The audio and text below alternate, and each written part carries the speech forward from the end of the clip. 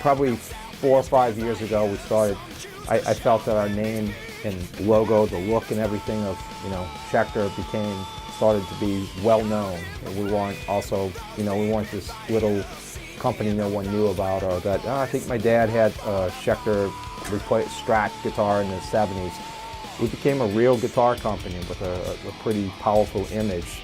So the idea of transferring that to an amplifier line was something that was on my brain. And it's obviously a big step forward. It took a lot of time, energy, and of many people here to even make it happen. But it's the business is changing. The industry is changing, and I think that having one item to sell these days just doesn't cut it. Just being a guitar manufacturer just doesn't really cut it. You can only get to a certain point, and you're tapped out. You've hit the market, and there's a lot of people making guitars and basses, and this just opens things up for us and allows us to work with more artists in bigger ways, and an advantage that we previously didn't have. Yeah, this is my first amp. No better place to do it than with my beloved Schecter family. We had discussed, us and the guys from Schecter discussed the possibility of doing an amp, and it's something that I've always wanted to do. So I thought there's definitely no better place to do it than here with the passion and quality that is, expected at Schecter. And as the company gets popular, the temptation is there to just slap your name. I mean, we were getting approached by a lot of companies that, designed, solid state amps, modeling, and that, hey, why don't we just do a Schecter amp? And like so the temptation is to slap our name on it and be, that's cool, we sell an amp. But really, it doesn't really fit the Schecter MO. When the opportunity arose to work with James Brown, I mean, when I toured, I played a PV Classic 50 and Classic 100s, and they were fantastic amps. Never caught on great, but I mean, I abused and destroyed those amps, and they worked every night and sounded great. And James Brown designed those, and when we had the opportunity to work with him on his project, it just like the stars were aligned. It's like, and then it was just an absolute bonus when we found out that James Brown would be part of the process. He designed amps like the 5150, worked with PV and stuff, some of my favorite sounding amps of all time. Hi, I'm James Brown, design engineer with Amp Tweaker.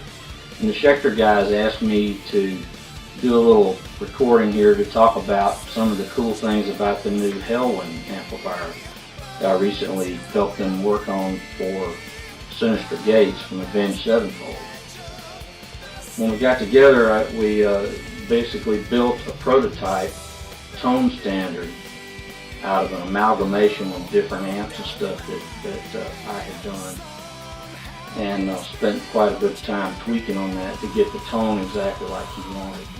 So, I mean, it's just slowly progressed over the course of a year and a half or whatever it's been. We went out and designed it in Cincinnati and had a lot of fun doing that. He's an amazing man. We brought in just a ton of great amps, and we picked characteristics that we liked and pointed out the characteristics that I didn't like, as well. Yeah, I just play at full volume, go crazy, and if there's a little kind of discrepancy or something that I heard that I didn't like, I just go through it, and in layman's terms is a compliment. It wasn't even that good of a communication that I tried to provide for him to, kind of let him know what the fuck I was hearing or thinking about. But he figured it all out and in a great amount of time. It just sounds unbelievable. And I know it sounds a little too good to be true, but it is for me. I mean, I'm sure a lot of people have different preferences, but for me, it's absolutely perfect. It couldn't sound any better. It couldn't be tighter. It couldn't be more warm. It couldn't play better. And it's got a few extra bells and whistles that don't get too kind of techie, masturbatory, or get confusing, for lack of a better word.